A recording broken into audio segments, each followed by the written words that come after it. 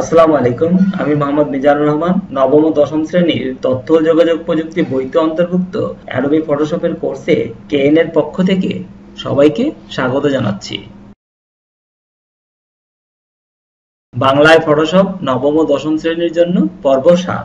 আজকে আমরা জানবো ফিদারের ব্যবহার সম্পর্কে। ফটোশপ ওপেন করলাম, ফাইলে ক্লিক করে নিউতে ক্লিক করে একটি নতুন ফাইল ওপেন করলাম। আমরা রেক্টেঙ্গুলার মার্কি টুল দিয়ে একটি রেক্টেঙ্গল আঁকলাম। এটার প্রান্তগুলিকে আমরা খুব শার্প দেখতে পাচ্ছি। এই অবস্থায় আমরা এটাকে রং দিয়ে পূরণ করার জন্য অল্টার চেপে ব্যাকস্পেস দিলাম। পুনরায় এখানে আমরা অপশন বারে ফিদারের ঘরে 0 দেখতে পাচ্ছি। এখানে 0 to 250 পর্যন্ত টাইপ করে কাজ করা যায়। আবার সিলেক্ট মেনুতেও ফিদার রয়েছে। আমরা ফিদারের ঘরে 10 টাইপ করে এন্টার চেপে পুনরায় মার্কি টুল দিয়ে একটি রেক্টেঙ্গুলার আঁকি। এবার এই প্রান্তগুলিকে বেশ সব বা নমনীয় দেখতে পাচ্ছি। এটাকে রং দিয়ে পূরণ করার জন্য অল্টার চেপে ব্যাকস্পেস চাপ। আমরা এই দুটির পার্থক্য খুব সহজেই দেখতে পাচ্ছি। ফিদারের ঘরে 10 টাইপ করাতে এর প্রান্তগুলি বেশ সফট হয়েছে। আমরা যদি একটি ছবির কিছু অংশ সিলেক্ট করে অন্য ছবিতে সংযোগ করতে চাই, তাহলে ফিদারের ব্যবহার আমরা সহজে বুঝতে পারবো। সেই জন্য আমরা দুটি ছবি ওপেন করব। আমরা এটাকে কেটে দিলাম। আমরা ছবি ওপেন করার জন্য ফাইলে ক্লিক করে ওপেনে ক্লিক করতে পারি, অথবা ব্রাউজে ক্লিক করেও ছবি আনতে পারি, অথবা এখানে অ্যাডোবি ব্রিজে ক্লিক করেও ছবি ওপেন করতে পারি। ব্রিজ ব্যবহার করেই ছবি ওপেন করা খুব সহজ। আমরা ব্রিজে ক্লিক করলাম। প্রথমে আমাদের জাতীয় সংসদের এই ছবিটিকে ওপেন করলাম।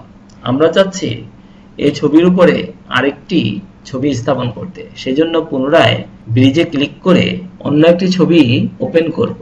আমরা পার্লামেন্টের এই ছবিটিকে ওপেন করলাম। প্রথমে ফিদারের ঘরে 0 টাইপ করে মার্কি টুল দিয়ে এই ছবিটিকে সিলেক্ট করলাম। এবার কন্ট্রোল অল্টার চেপে মাউস ধরে টেনে এই ছবিটিকে এই ছবির উপরে ক্লিক করলাম।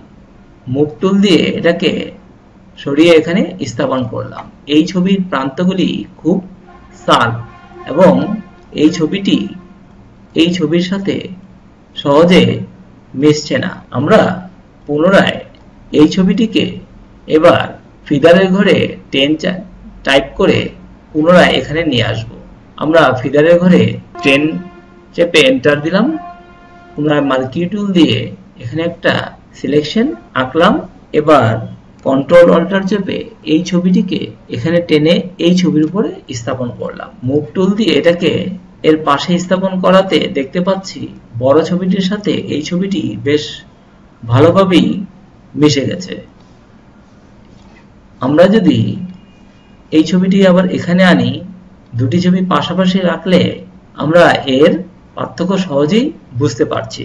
এভাবে আমাদের যে কোনো সিলেকশন টুলের সাথে আমরা ফিদার ব্যবহার করে সহজেই দুটি ভিন্ন ছবির দৃশ্যপটকে এক করতে পারি। তাহলে এই উদাহরণের মাধ্যমে আমরা ফিদারের ব্যবহার সম্পর্কে জানতে পারলাম। টিউটোরিয়ালটি দেখার জন্য সবাইকে ধন্যবাদ।